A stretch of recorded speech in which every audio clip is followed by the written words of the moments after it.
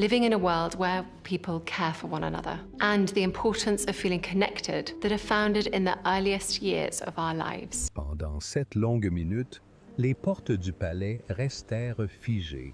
Les murmures se répandirent comme une traînée de poudre, les caméras braquées sur le balcon, et les cœurs s'emballèrent de peur. Et puis la princesse Catherine s'est avancée avec des mots qui ont brisé toutes les attentes. Son annonce ne concernait ni la politique ni les traditions, mais les personnes qui lui étaient les plus chères, ses enfants.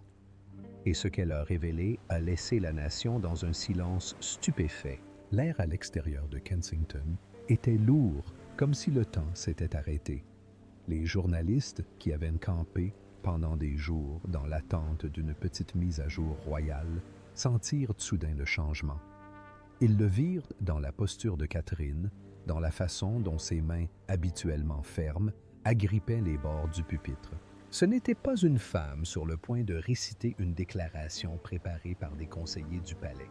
C'était une mère venue livrer un message cru si personnel que même la mainmise de la monarchie sur le secret ne pouvait le contenir. Sa voix trembla d'abord, mais ce tremblement était plus lourd que n'importe quelle déclaration soignée. Elle ne parlait pas au nom de la monarchie, ni au nom des flashs des appareils photo. Elle parlait au nom de George Charlotte et Louis, ses enfants, son cœur, la raison même de sa présence. Et dans ce tremblement résidait une vérité qu'aucune couronne, aucun conseiller royal, aucun protocole séculaire ne pourrait taire. La presse, partagée entre stupeur et incrédulité, s'efforçait de saisir chaque mot. Les journalistes chuchotaient furieusement entre eux, essayant de comprendre ce qu'ils entendaient. Ce n'était pas un message soigneusement calculé, ni la voix froide d'une royauté protégeant son image. Non, c'était une supplication, une confession et un avertissement, tout cela réunis en un seul. Catherine indiquait clairement que quelque chose l'avait poussée au-delà du silence, quelque chose de si grave qu'elle risquait la colère de la monarchie elle-même. L'étrangeté de cet instant persistait dans la façon dont ses paroles semblaient planer sur la cour, résonnant sur les murs de pierre qui avaient longtemps caché les secrets royaux. Même les correspondants royaux, les plus chevronnés, habitués d'innombrables conférences de presse, restaient assis la plume à la main, stupéfaits par l'intimité de ce qu'ils observaient. Ils savaient qu'il n'enregistrait pas seulement une déclaration, mais l'histoire. Et la vérité dévoilée par Catherine était plus que l'appel à l'aide d'une mère. Derrière ces paroles se cachaient des conséquences qui allaient bien au-delà de sa famille. Le rythme de son discours, l'élévation constante de sa voix lorsqu'elle évoquait les fardeaux qu'aucun enfant ne devrait porter, indiquaient clairement qu'il ne s'agissait pas seulement d'une révélation personnelle. C'était un défi direct au palais lui-même. C'était une mise en accusation de l'institution même qui avait contraint ses enfants à assumer des rôles qu'ils étaient trop jeunes pour assumer. En s'engageant seule, Catherine fit un autre choix délibéré qui toucha au cœur du scandale. Elle refusa de laisser son message filtré par les déclarations officielles du palais. Elle refusa la cage dorée des communiqués de presse soigneusement élaborés. Pour une fois, la voix d'une princesse n'était pas celle d'une monarchie, mais celle d'une mère seule. Cet acte à lui seul exprimait plus de défiance que n'importe quel manifestant devant les portes ne pourrait jamais crier. Ainsi, le silence qui pesait sur le palais vola en éclats en un instant. Il fut remplacé par une tempête qu'aucun secours royal ne pouvait maîtriser, qu'aucun roi ne pouvait commander, qu'aucune tradition ne pouvait effacer. Les paroles de Catherine avaient franchi la forteresse du secret, se déversant directement dans le cœur de millions de personnes qui la voyaient désormais, comme jamais auparavant, non pas comme une figure royale raffinée, mais comme une femme prête à affronter ses peurs les plus profondes. Mais alors que ces paroles résonnaient dans l'histoire, le choc ne résidait pas seulement dans ce qu'elle révélait, mais aussi dans la tempête que cette révélation allait déclencher. Pendant des années, les enfants royaux avaient été le symbole de visages souriants sur les balcons de portraits soigneusement mis en scène dans les magazines de luxe. Mais l'annonce de Catherine a déchiré le voile. Ce n'étaient plus des figures intouchables de l'imaginaire, mais des enfants confrontés à un fardeau dont aucune couronne ne pouvait les protéger.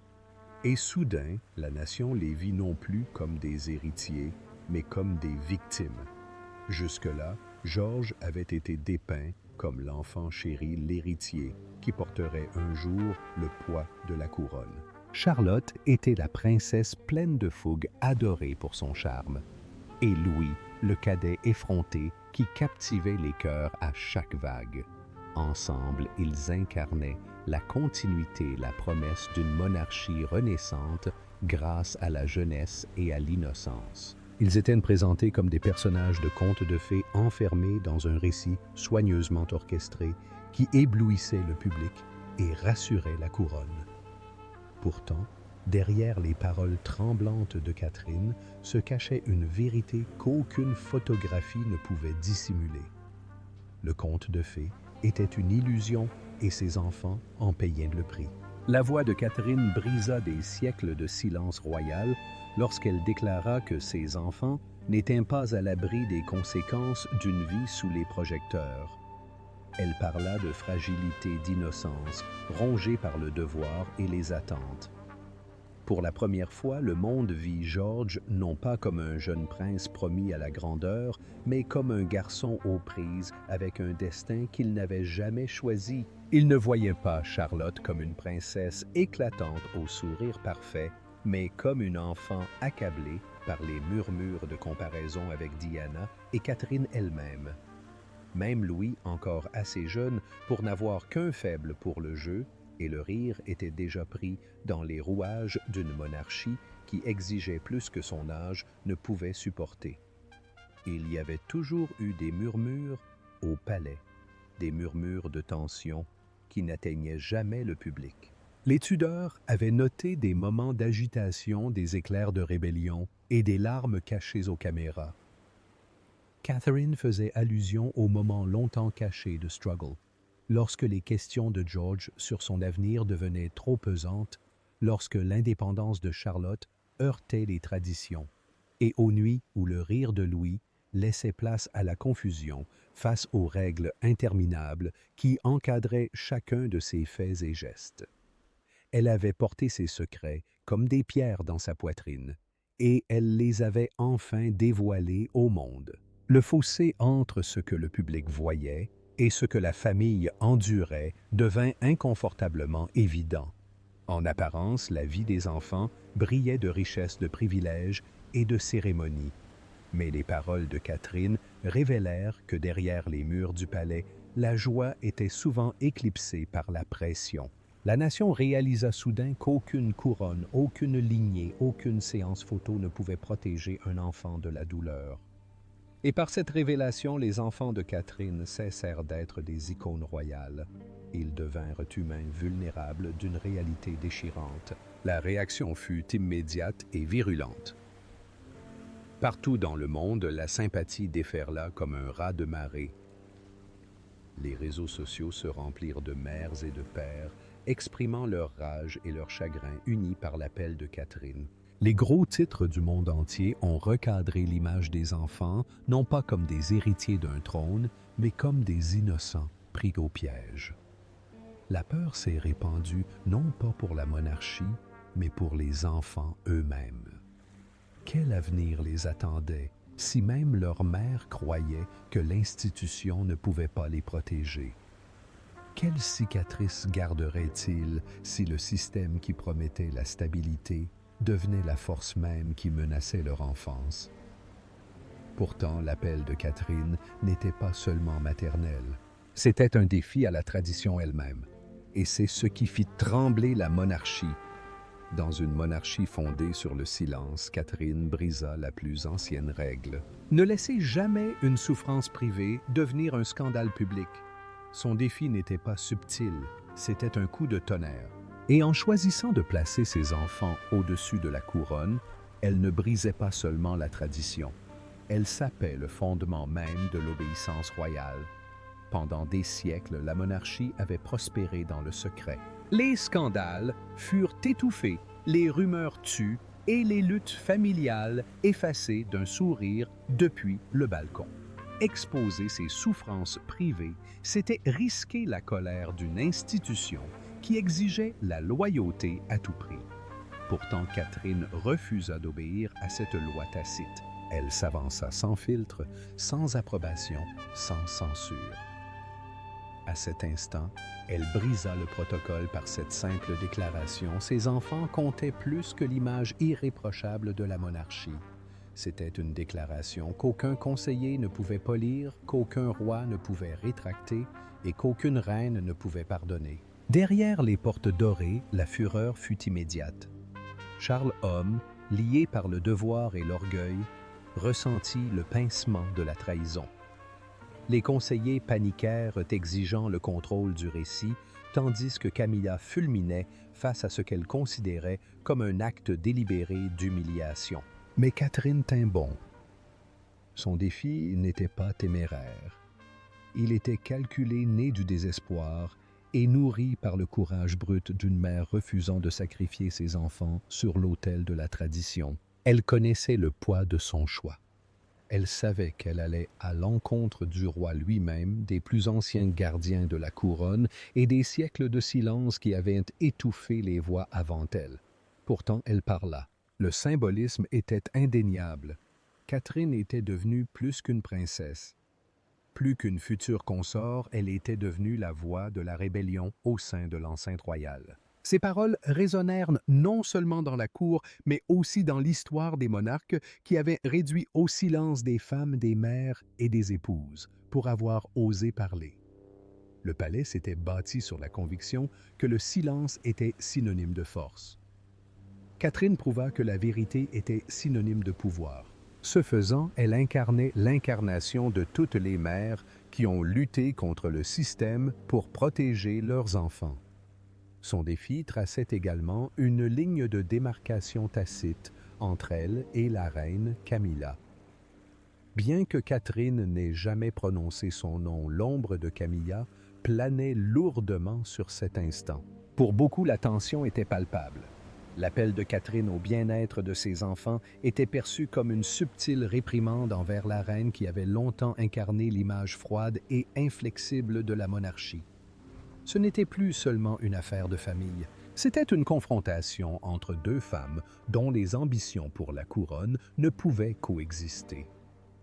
Et entre ces murs, chacun savait que les fractures se creusaient. Dehors, le monde réagissait avec admiration. Les journaux ont qualifié cet événement d'événement le plus humain de l'histoire royale. Les gros titres ont salué son courage. Et les commentateurs ont déclaré que Catherine avait redonné à la monarchie ce qu'elle avait perdu depuis longtemps, l'authenticité. Elle avait levé le masque, révélant les fissures sous l'or. Des millions de personnes la voyaient non pas comme une figure royale, mais comme une mère prise dans une bataille impossible. À leurs yeux, son défi n'était pas une trahison, mais de l'héroïsme. Mais les paroles de Catherine n'étaient qu'un début. La tragédie la plus profonde résidait dans ce qui la forçait à parler. Qu'est-ce qui pouvait pousser une mère à tout risquer? Derrière les murs du palais, les murmures s'amplifiaient.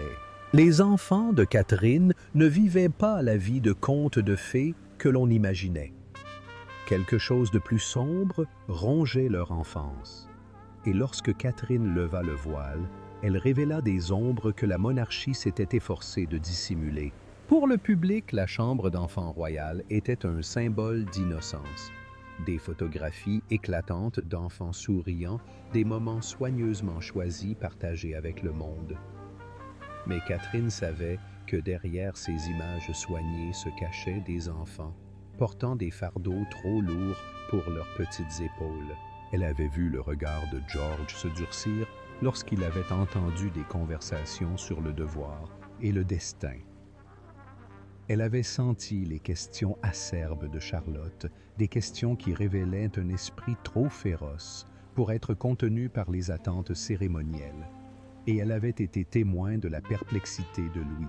Son innocence enjouée s'effritait chaque fois que le flash d'un appareil photo lui rappelait que chacun de ses rires, chacun de ses faux pas, chacun de ses mots serait décortiqué par des millions de personnes. À l'intérieur du palais, la tension s'infiltrait dans les routines même censées protéger les enfants. Les tuteurs se plaignaient d'horaires trop rigides d'attente qui étouffaient la curiosité naturelle. Le personnel chuchotait des disputes entre conseillers sur le degré de liberté à accorder aux enfants. Certains estimaient que la discipline était essentielle, tandis que d'autres craignaient que la rigueur ne les décourage avant l'âge adulte. Ces conflits ont laissé une trace invisible sur les enfants, ceux qui ressentaient le poids de leur héritage bien avant de pouvoir pleinement comprendre ce que cela impliquait. Charlotte en particulier devint un sujet de préoccupation. Indépendante franche et n'ayant pas peur de remettre en question les rôles qui lui étaient confiés, elle résistait souvent aux traditions qui exigeaient silence et obéissance. Ce que le monde voyait comme un charmant signe de la main sur un balcon était en réalité la rébellion d'une jeune fille déterminée à se définir selon ses propres termes. Ses conflits avec ses tuteurs, son refus d'être érigé en symbole de bienséance indiquaient à Catherine que sa fille se heurtait déjà à des murs qui ne feraient que se resserrer avec le temps. Pour Georges Lefardeau était différent. Il était assez vieux pour savoir qu'un jour la couronne lui appartiendrait, mais assez jeune pour ressentir la terreur de cette vérité. Catherine avait vu comment il écoutait avec calme les discussions sur la lignée. Sa frêle silhouette se raidissait comme s'il essayait de porter le poids invisible de la royauté. Ce n'était pas de la fierté qu'elle lisait dans ses yeux, c'était de la peur. Et chaque année qui passait, cette peur s'intensifiait, le laissant tirailler entre la joie de l'enfance et l'ombre menaçante de son avenir. Louis, encore si jeune, aurait dû être protégé. Mais Catherine vit son innocence être érodée par le regard incessant des médias. Chaque sourire, chaque faux pas, chaque remarque innocente était transformée en histoire. Il n'était plus seulement un garçon explorant le monde qu'il se contentait de consommer un produit d'une monarchie devenue spectacle. Et Catherine réalisa avec une lucidité effrayante qu'une fois l'innocence perdue sous les feux de la rampe, elle ne pouvait plus jamais être véritablement retrouvée. Pour Catherine, cette prise de conscience fut une force inéluctable. Le silence n'était plus une protection. Le palais avait insisté pendant des années sur le fait que protéger les enfants du scandale revenait à cacher leur vérité. Mais ce silence n'avait fait qu'entretenir les ombres, laissant la tension s'intensifier et la douleur s'accroître sans contrôle. Rompre ce silence n'était pas seulement un acte de défi, mais un acte de survie. Mais aussi choquante que fussent ces luttes privées, la révélation de Catherine fut particulièrement frappante, car elle condamnait ceux qu'elle condamnait sans les nommer. Les mots de Catherine n'étaient pas seulement un aveu, c'était un avertissement. Elle ne citait pas de nom, mais son ton ne laissait planer aucun doute. Le traitement réservé par la monarchie à ses enfants était sous le feu des critiques.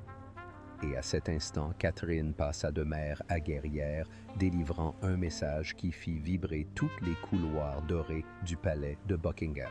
Sa voix portait le tranchant accusateur teinté de chagrin maternel. Il ne s'agissait plus de lutte secrète ni d'ombre murmurée. C'était une confrontation directe avec la couronne elle-même. Elle laissait entendre que l'institution destinée à protéger la famille devenait au contraire sa plus grande menace. En traçant cette ligne, Catherine osait suggérer que la monarchie, le système même dans lequel ses enfants étaient nés, les étouffait. Ce fut une révélation qui brisa l'illusion de stabilité que le palais s'efforçait tant de maintenir. Le poids de ces mots était dévastateur. Elle parlait du devoir non pas comme d'un honneur, mais comme d'une prison. Elle décrivait les rituels interminables, les attentes étouffantes, la perte de liberté qui marquait chaque instant de la vie de ses enfants. Sans citer de nom, elle a brossé un tableau d'enfermement si saisissant que des millions d'auditeurs à travers le monde ont senti les barreaux froids de la tradition royale se refermer. Ce qui était autrefois la promesse d'une couronne se révélait désormais comme une chaîne, enfermant l'innocence et se resserrant d'année en année.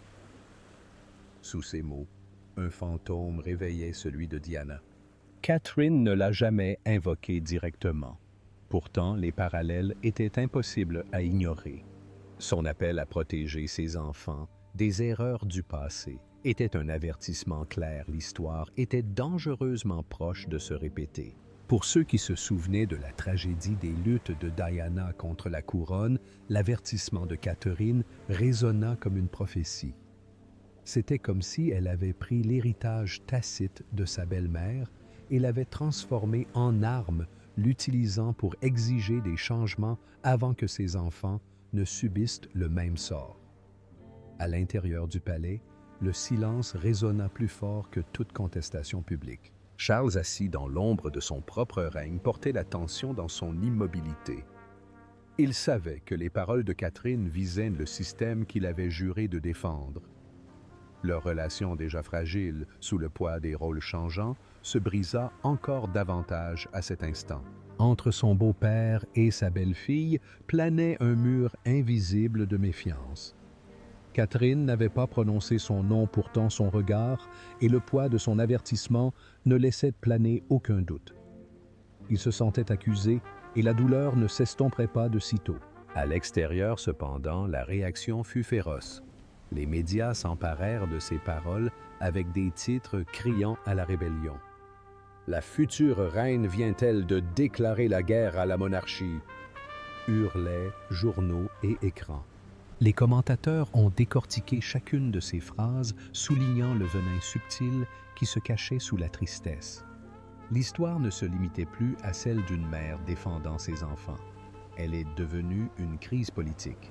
Une déclaration qui menaçait d'ébranler l'image fragile de la monarchie à un moment où l'unité était désespérément nécessaire. Et au-delà de la Grande-Bretagne, la voix de Catherine déclencha une tempête mondiale. Des mères du monde entier reconnurent leurs propres craintes dans les siennes. Les femmes qui avaient lutté contre les institutions, les traditions ou les familles pour protéger leurs enfants avaient le sentiment que Catherine parlait en leur nom. Ces paroles transcendèrent les murs du palais et les frontières nationales, devenant un cri universel de défiance contre tout système qui place le pouvoir au-dessus de l'innocence. Mais si Catherine pensait que cette révélation lui apporterait une protection, elle sous-estimait la rapidité avec laquelle le palais riposterait. Derrière les portes closes, la fureur éclata. Les conseillers se bousculèrent, Charles exigea le silence et la rage de Camilla était manifeste. Dans la voix de Catherine, la monarchie perçut une trahison et, durant ces heures tendues, il devint clair qu'il ne s'agissait plus d'une question de famille. C'était une lutte pour la survie. Le choc de Charles fut immédiat et viscéral. Pour lui, l'annonce de Catherine n'était pas seulement le cri d'une mère, c'était une attaque contre la stabilité même de son règne. Incrédule, il repassait ces paroles dans sa tête, peinant à accepter que celle qui était autrefois considérée comme le plus grand atout de la monarchie ait tourné la voie contre elle. Son incrédulité se transforma bientôt en colère, car il savait que chaque phrase prononcée par Catherine avait été entendue non seulement en Grande-Bretagne, mais dans le monde entier, et les dégâts étaient irréparables. Camilla, cependant, ne cacha pas son indignation sous silence. Pour elle, la décision de Catherine était non seulement téméraire, mais aussi humiliante. Elle avait le sentiment qu'il s'agissait d'une attaque calculée, destinée à saper sa propre position de reine. Chaque gros titre, chaque murmure de sympathie envers Catherine alimentait la fureur de Camilla. Elle pensait que Catherine avait choisi de révéler sa faiblesse à un moment où la couronne pouvait le moins se permettre le scandale. À ses yeux, l'acte de Catherine n'était pas seulement une supplication maternelle. C'était une trahison envers la famille et envers elle-même. Les conseillers, paniqués par l'emballement médiatique déjà incontrôlable, se sont empressés de contenir les retombées. Ils ont exigé de Catherine une clarification, quelque chose pour adoucir ses propos, les requalifier de mal compris ou mal interprétés. Mais Catherine a refusé. Elle ne se rétracterait pas, elle ne diluerait pas la vérité qu'elle avait dite malgré les pressions acharnées du palais. Son refus ne fit qu'accroître la tension, car chaque heure qui passait sans correction faisait résonner ses paroles plus fort aux oreilles du public. Au milieu de cette tempête, Guillaume se retrouva engagé dans sa propre bataille. En tant qu'époux, sa loyauté allait à Catherine, dont il admirait le courage tout en redoutant les conséquences.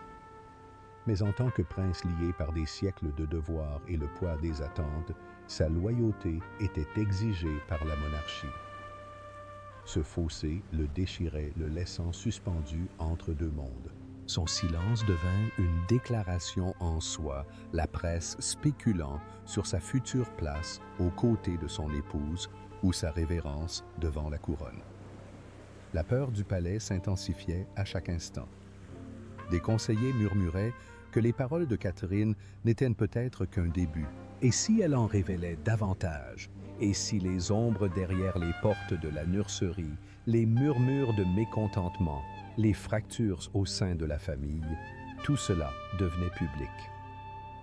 Cette pensée les glaçait, car ils savaient qu'une fois les secrets sortis des murs du palais, ils ne pourraient plus jamais être cachés. Dans leur désespoir de reprendre le contrôle, les discussions devinrent impitoyables. Certains suggérèrent d'isoler Catherine des fonctions royales, de la mettre à l'écart du public et de réduire son influence avant qu'elle ne puisse à nouveau parler. D'autres murmuraient qu'une campagne plus agressive visait à la discréditer, à la dépeindre comme émotive instable ou manipulée. La couronne, insistait-il, ne pouvait se permettre d'être en guerre contre elle-même au vu et au su du monde. Mais tandis que le palais complotait pour prendre le contrôle, les paroles de Catherine avaient déjà une portée plus grande qu'il ne l'imaginait et le monde prenait parti. Devant les portes du palais, un raz-de-marée se formait. La confession de Catherine déclencha une puissante vague de protestations, une armée de voix réclamant un changement. Mères, pères et enfants du monde entier se mirent à scander son nom. Et pour la première fois depuis des générations, la monarchie fut confrontée non seulement à un scandale, mais aussi à une rébellion née de l'empathie. L'impact fut immédiat et accablant. Tandis que les conseillers du palais s'efforçaient d'élaborer une réponse, le peuple avait déjà choisi son camp.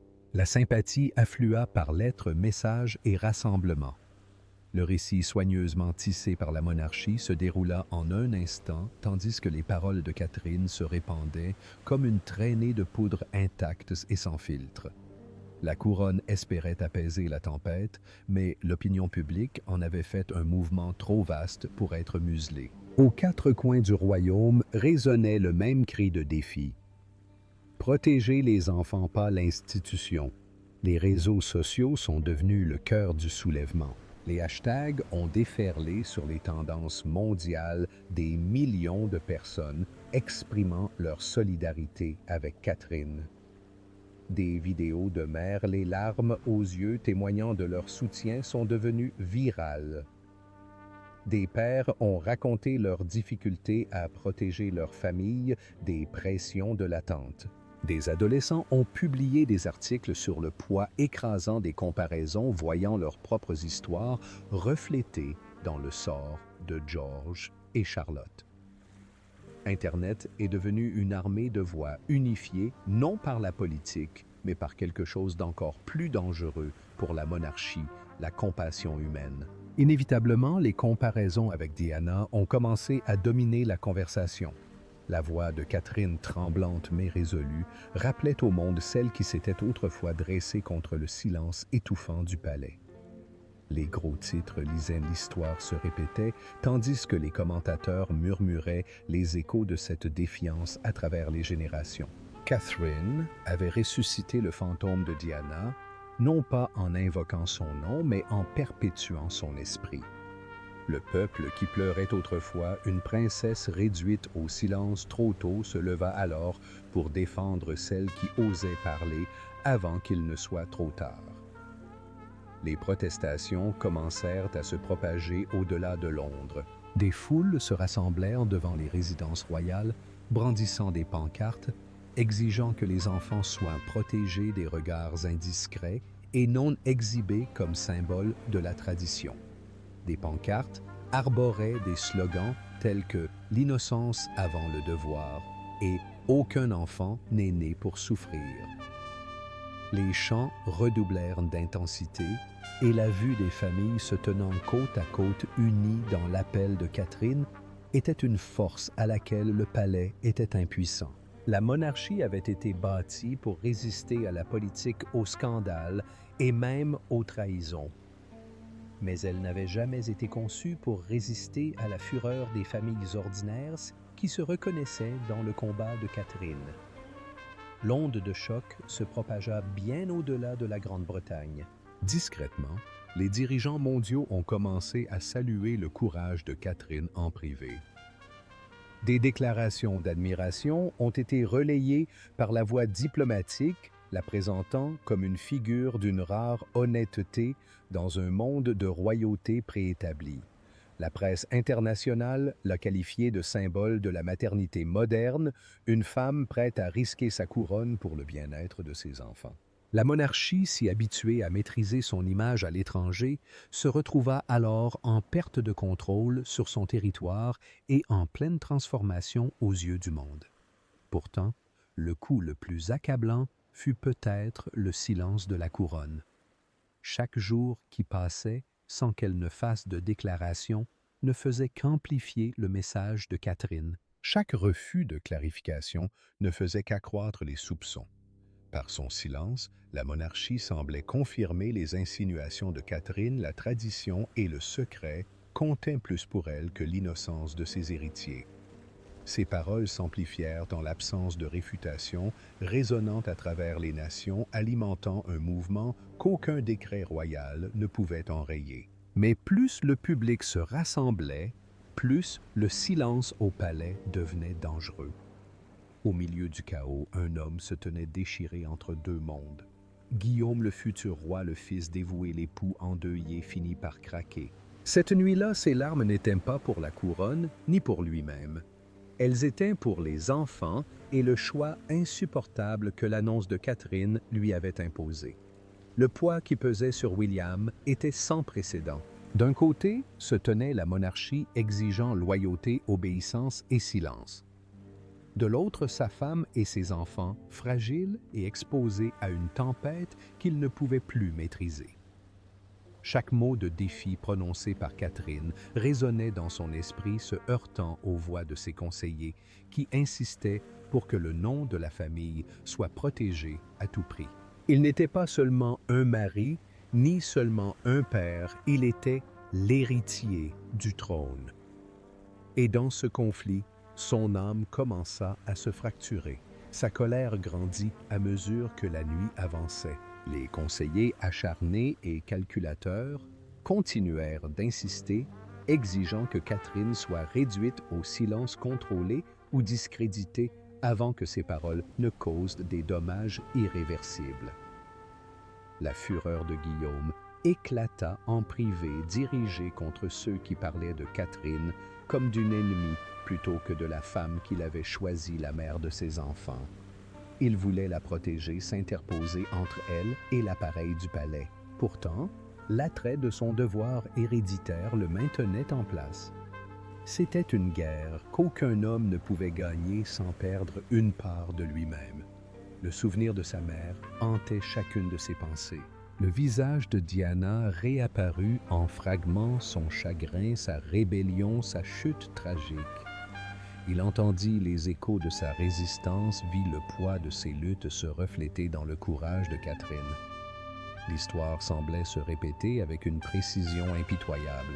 William craignait que son inaction ne condamne ses propres enfants aux mêmes souffrances, aux mêmes cicatrices, au même sort insupportable qui le hantait depuis son enfance. Sa peur s'intensifia lorsqu'il contempla George Charlotte et Louis dans le silence de la nuit. Il réalisa avec un frisson que leur innocence n'était pas garantie. Le palais, avec ses traditions et ses attentes, les transformait déjà, les transformant en héritiers avant même qu'ils ne sachent qui ils étaient. L'idée qu'ils puissent grandir dans l'ombre du même tourment qui avait détruit sa mère le brisa presque. C'est à cet instant qu'il comprit que le choix désespéré de Catherine n'était pas une trahison envers la couronne, mais un acte d'amour désespéré. Seul dans ses appartements, Guillaume murmura un vœu qu'aucun conseiller n'entendrait jamais. Il promit de protéger ses enfants à tout prix, même si cela impliquait de défier le palais, même si cela impliquait de sacrifier la destinée même pour laquelle il était né. Ses paroles étaient calmes, mais sa résolution brûlait d'une ardeur inébranlable. Une rébellion secrète prenait racine dans le cœur du futur roi. Et même s'il ne l'avait pas encore prononcé à voix haute, son vœu préfigurait la tempête à venir. Car Guillaume ne pouvait rester éternellement divisé. Il serait contraint de choisir et son choix transformerait la monarchie elle-même. Et tandis que Guillaume luttait contre le poids du destin, la décision suivante de Catherine le choquerait lui-même. Finalement, Catherine, ce n'était pas fini. Son annonce n'était qu'un début et le palais avait sous-estimé sa détermination. Lorsqu'elle révéla sa décision finale, le destin de la monarchie bascula à jamais. Car cette fois, il n'était pas question de tradition de titre ou de couronne. Il s'agissait de ses enfants. Et aucune puissance au monde ne pouvait faire taire l'amour d'une mère. Son vœu final résonnait d'une clarté qui ne laissait place à aucune interprétation. Elle jura devant le monde que George Charlotte et Louis ne seraient pas sacrifiés à une machine dévorant des innocents. Elle déclara que leur bien-être passerait avant la cérémonie, avant les attentes, avant le devoir lui-même. Et à cet instant, elle a dépouillé la monarchie de son arme la plus puissante, l'illusion que ses héritiers appartenaient d'abord à la couronne, puis à leur famille. Le choc s'est intensifié lorsqu'elle a révélé la mesure la plus audacieuse de toutes. Elle commencerait à soustraire ses enfants à certaines obligations royales. Fini les apparitions incessantes devant les caméras finies, les portraits mis en scène pour satisfaire la tradition. Ils vivraient d'abord comme des enfants, puis comme des princes et des princesses. Ce geste frappa au cœur même de l'institution, car la monarchie se nourrissait de visibilité du symbole de la génération future prête à s'engager. En les retirant, Catherine ne se contentait pas de protéger ses enfants, elle privait la couronne de son énergie vitale. Ses paroles étaient empreintes d'une intensité terrifiante qui se répercuta dans les coulisses du pouvoir. La succession elle-même pourrait un jour être reconsidérée. Elle n'en avait jamais parlé ouvertement, mais l'idée flottait dans l'air comme la fumée après un incendie. Si la couronne ne pouvait garantir la sécurité de ses enfants, quelle valeur avait-elle réellement? Pour la première fois depuis des siècles, l'idée d'héritage, cette chaîne sacrée reliant le passé, le présent et l'avenir, était remise en question par l'un des siens. La réaction fut explosive. Les médias du monde entier s'empressèrent d'annoncer l'effondrement de la monarchie. Les gros titres parlaient d'une rébellion au sein du palais. Les commentateurs ont qualifié ce vœu d'inédit, comparant celui de Catherine aux moments les plus bouleversants de l'histoire royale. Pour beaucoup, c'était comme si les fondements de la couronne commençaient enfin à s'effondrer, non pas sous le poids du scandale ou de la politique, mais sous la force inébranlable du cœur maternel. C'était à tous égards un triomphe symbolique. Pendant des siècles, les obligations royales exigeaient des sacrifices, des vies vécues pour le cérémonial, l'innocence sacrifiée à la tradition, l'amour passé sous silence au nom du protocole. Mais Catherine bouleversa cet héritage. Elle prouva que l'amour pouvait l'emporter sur le devoir, que l'instinct maternel pouvait l'emporter sur le trône, que l'humanité pouvait triompher de la hiérarchie. La monarchie, malgré toute sa grandeur, était impuissante face à sa détermination. Pourtant, la question finale persistait en temps partisan et critique. Catherine avait-elle simplement sauvé ses enfants ou condamné la monarchie elle-même? Certains pensaient qu'elle avait brisé le cycle, libérant la génération suivante d'un fardeau qui en avait détruit trop avant elle.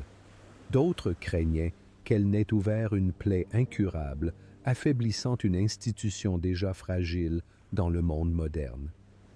La vérité se situait quelque part entre les deux, non résolue, résonnant dans l'incertitude de l'avenir. Ainsi, tandis que les lumières du palais s'éteignaient, une vérité demeurait, l'histoire n'oublierait jamais la nuit où Catherine a placé ses enfants au-dessus de la couronne. Merci d'avoir regardé. N'oubliez pas d'aimer et de vous abonner, et à bientôt pour la prochaine.